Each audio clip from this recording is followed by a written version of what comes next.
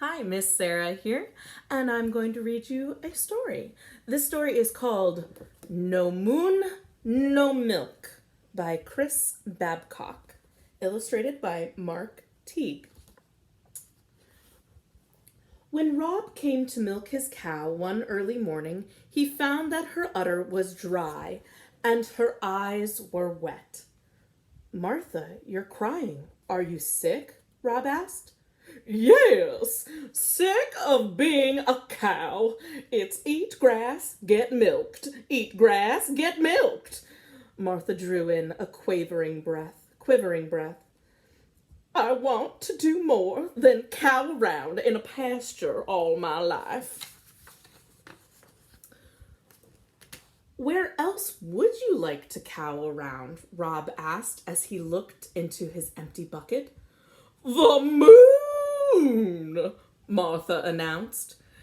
You can only go to the moon if you're an astronaut, Rob said. Or a cosmonaut, Martha declared. I'm not sure they let cattle into the space program, Rob said. My great-great-grandmother jumped over the moon. If she can jump it, I can walk it. But I never promised you the moon, said Rob. Now do me a favor and let down some milk. Martha shook her head back and forth, flinging her tears through the air. No moon, no milk, she bellowed. But Rob knew there was no way to take Martha to the moon. So he took her to Venice Beach in Southern California instead. Hang ten, Martha, Rob shouted. Did you know there's not a drop of water for surfing on the moon? Cows don't surf, Martha said. I know, Rob said. No moon, no milk. No moon, no milk, Martha confirmed. But Rob knew there was no way to take Martha to the moon, so he took her to Crater Lake National Park in Oregon instead. Look, Martha, a real crater, Rob said. I'll bet the craters on the moon are much more mysterious, Martha grumbled. But Martha, a cow won't fit into a space capsule, Rob cried. No moon, no milk, she said. I'm telling you.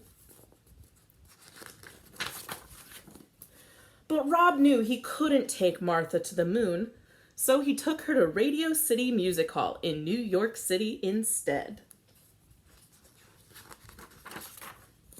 Martha, it's the Rockettes, Rob said. Rockets? Where are the rockets? Martha asked, craning her neck. No rockets, Martha, Rockettes. And you can bet there's no dancing like that on the moon. I don't want to dance on the moon. I just want to walk on it, Martha wailed. As she took off down the aisle and out the doors. She cried, and if you won't take me to the moon, I'll get there by myself.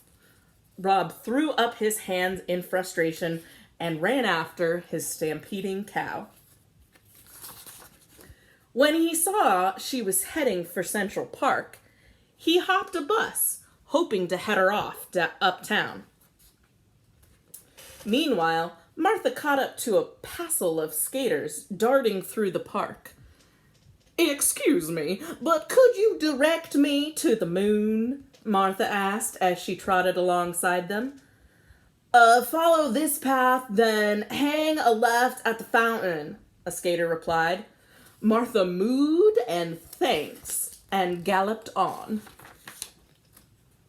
Rob had just gotten off the bus across from the American Museum of Natural History when Martha rounded the corner and came to a complete hoof-sliding halt in front of him. A science museum, Martha moaned. What on earth can a cow do in a science museum?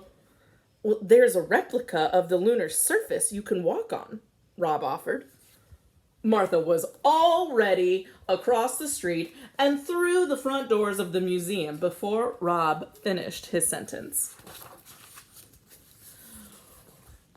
"Restrain that bovine!" a guard cried as Martha galloped past. "I hope this works," Rob said to himself as he borrowed a space helmet from a display case and ran after his car. The lunar surface. Meanwhile, Martha had lost the guard in the domesticated animals exhibit. "I swear I saw a cow run through here," the guard exclaimed to the curious onlookers.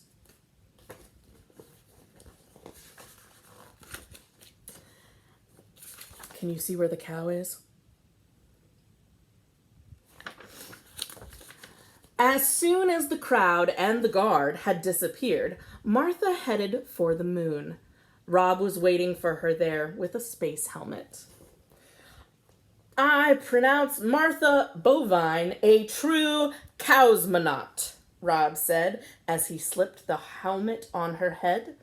Then Rob unhooked the red rope that hung across the path to the lunar surface and bowed. As Martha put her first hoof on the moon, she said, "One small step for cow, one giant leap for cow kind." Martha had walked all the way over to where the American flag was planted when the guard finally found her. "Cow on the moon! Cow on the moon!" the guard shouted.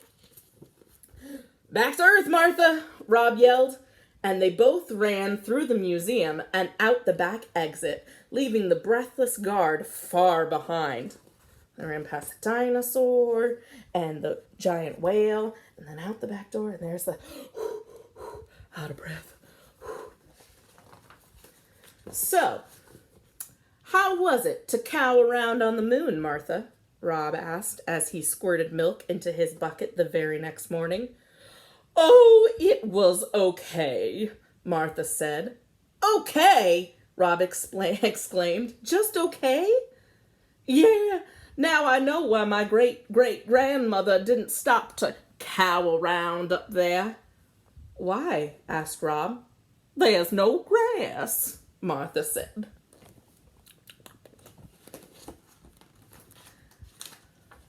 The end. I hoped you liked that reading of No Moon, No Milk by Chris Babcock and illustrated by Teague. Thanks for joining us.